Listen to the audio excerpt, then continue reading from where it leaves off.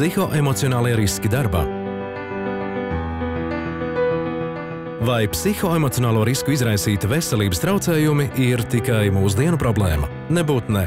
Piemēram, slavenais Lielbritānijas karalienes Viktorijas laikmeta detektīvs Šerloks Holms spriedzes mazināšanai lietoja nomierinošas vielas, un tas ir aprakstīts Artūra Konana Doila romānā Četru zīme. Nemazāku stresu piedzīvoja jaunatvieši 19. gadsimta 60. gados, veidojot laikrakstu Pēterburgas avīzes, kurā kritizēja tolaik Baltijā pastāvošo kārtību. Ilgas un mazkustīgas stundas pie grāmatām 19. gadsimta 50. gados aizvadīja arī latviešu studenti Tērbatas universitātē, lai varētu organizēt diskusiju vakarus, pētīt latviešu valodu un vēsturi, tā veicinot mūsu kultūras attīstību. Tāpat šodien grūti iedomāties, cik lielu psihoemocionālo spriedzi izjuta cilvēks, kad nomainīja zirgu ratus pret automobīli, vai kad ārstam bija jāapgūst darbs ar defibrilatoru. Arī mūsdienu mediķi darba vietā saskaras ar psihoemocionāliem riskiem. Diena, kad jāzvana neatliekamās palīdzības dienestam, iespējams ir viena no sliktākajām mūsu mūžā. Saprotams, mēs pat neaizdomājamies, kur pirms tam ir pabijuši un cik dzīvības izglābuši mediķi, kur ienāk pa mūsu durvīm.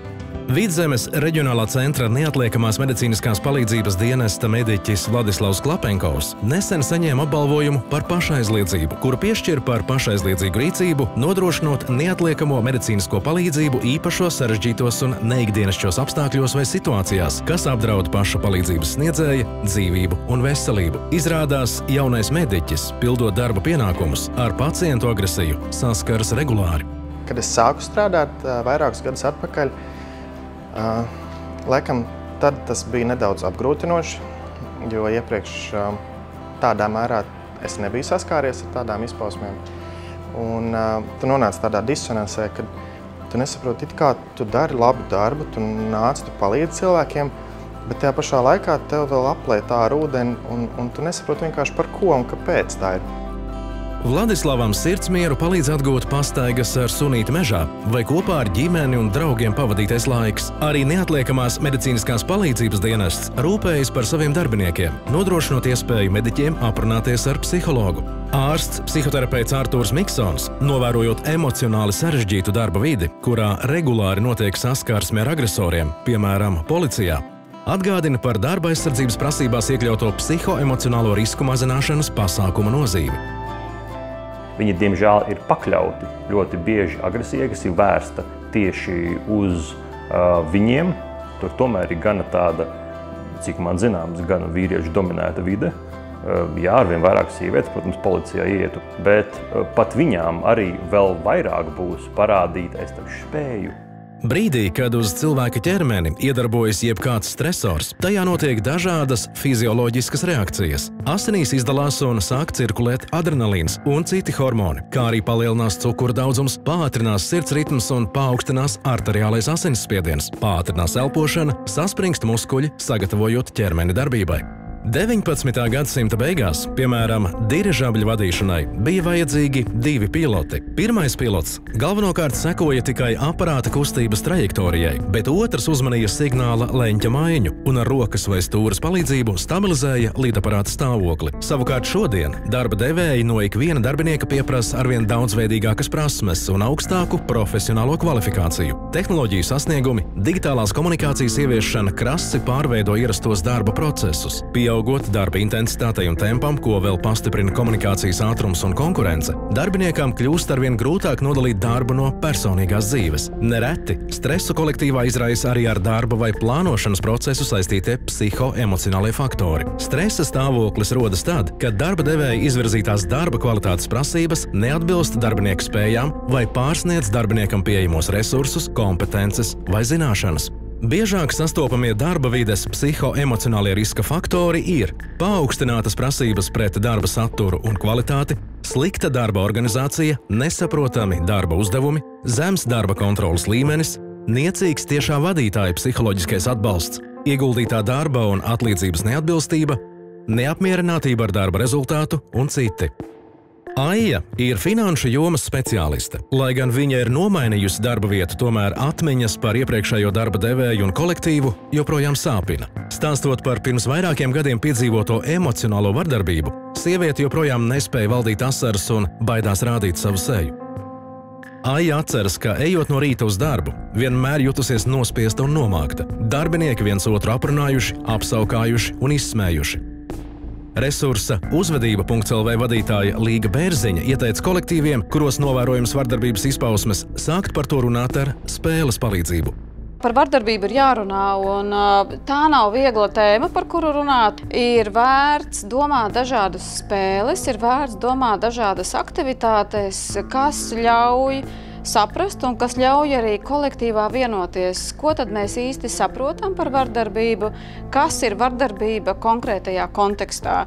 Un līmeņošanās ir jautājumu uzdošana daudziem cilvēkiem vienā kolektīvā, lai mēs patiešām vienotos, ka mēs ar katru terminu un ar katru situāciju, katru gadījumu patiešām visi saprotam vienu un to pašu.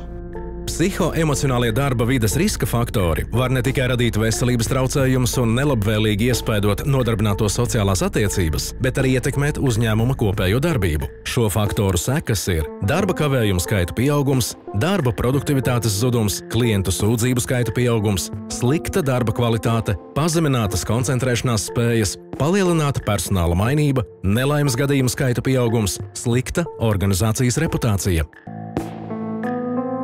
19. gadsimta beigās sufražistu kustība Eiropā un ASV aizsāka cīņu par sieviešu tiesībām. Līdz ar jaunām karjeras iespējām un pienākumiem par pastāvīgu sieviešu darbu ikdienas pavadoni kļuva arī stress. Kā liecina pētījumi, mūsdienu sievietes, sastopoties darbā ar psihoemocionāliem riskiem, izdegšanas riskam ir pakļautas biežāk. Cita starpā tam par iemeslu ir sieviešu divējādā loma sabiedrībā. No vienas puses viņām jārūpējas par ģimeni, bet no otras jātiek galā ar darba pienākumiem. Turklāt sievietes biežāk saņem zemāku atalgojumu vai kļūst par dzimumu diskriminācijas upuri.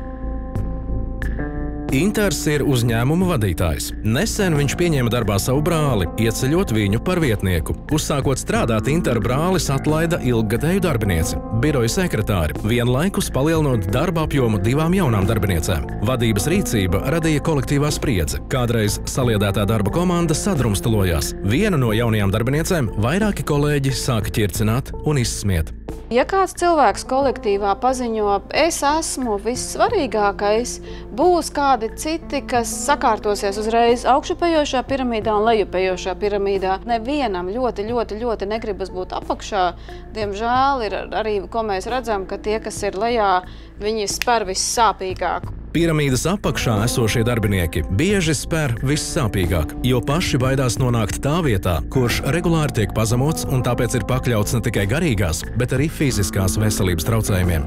Darba vides psihoemocionālo riska faktoru iedarbības rezultāts ir stress. Savukārt stresa radītais izdegšanas sindroms ietekmē gan fizisko, gan garīgo veselību. Daži pētnieki to dēvē par neadekvātu reakciju uz hronisku emocionālu stresu, kam raksturīgas vairākas kopīgas pazīmes. Piemēram, emocionāls pārgurums, apātija, vienaldzība vai cinisms, aizkaitināmība, vēlēšanās pašizolēties, nespēja atbrīvoties un atslābināties, darba spēju pazemināšanās, naidīga attieksme pret darba biedriem, nespēja pieņemt lēmumus, atkarība no dažādām vielām. Neviens cilvēks nelieto narkotiskās vielas, lai justos labāk. Tur atkal man iebildīs noteikti narkologi un psihiatri, viņiem būs pamats par konkrētiem jautājumiem, kad viņi to darīs. Bet tas nav vairs laimīgs dzīves. Tas ir kā reizēs tā, ka tev kaut kas kaut kur pietrūks, nesanāk un vēl kaut kas. Lai mazinātu psihoemocionālos riskus darba vietā, jāievēro un savlaicīgi jāveic vairāki preventīvie pasākumi. Darba devējiem jāzina par psihoemocionālo risku negatīvajām sekām un to ietekmi uz darbiniekiem. Psihoemocionāliem riskam pakļautiem darbiniekiem darba vietā jānodrošina individuālas konsultācijas. Jaunie darbinieki pakāpeniski jāievada darbā un jāiepazīstina ar amata pienākumiem. Sistemātiski jāveic darbinieku psihoemocionālā stāvokļa novērtējums. Jāveicina darbinieku gatavība runāt par sarežģītām situācijām, kas var veicināt stresu vai pāraugt psihoemocionālā krīzē. Lai izvairītos no psihoemocionālajiem riskiem darba vietā, darba ņēmējam jāciena sevi un reāli jānovērtē savas spējas, jāizvirza reāli un sasniedzami ikdienas un ilgtermiņa mērķi, jāuztur labas attiecības ar kolēģiem, stresa un izdegšanas gadījumā jāvēršas pēc palīdzības, jānodala darbs no privātās dzīves un jāizkopj pozitīva attieksme pret darbu un privāto dzīvi, jāievēro dienas režīms un jāatvēl pietiekams laiks naktsmieram. Psihoemocionālie riski darba vidē ir atzīti par globālu problēmu, kas ietekmē visas nozares gan attīstītajās, gan jaunatīstības valstīs. Mūsdienu sarežģītajos apstākļos darba vide ir gan spēcīgs psihoemocionālo risku avots, gan vienlaicīgi arī ideāla vieta to novēršanai, ja kolektīvi tiek īstenota darbinieku veselības un labbūtības aizsardzība. Darba vides psihoemocionālo risku mazināšanas pasākumu aktualitāte tikai pieaugs, jo to sekas ietekmē cilvēku labbūtību, labsajūtu un darba ražīgumu, kā arī nodarbinātību un darba samaksas perspektīvas, kas savukārt iespēdo ģimeņu ienākumus un uzņēmumu darbības efektivitāti. Papildus tam, tie paaugstina arī tiešos un netiešos izdevumus ekonomikā.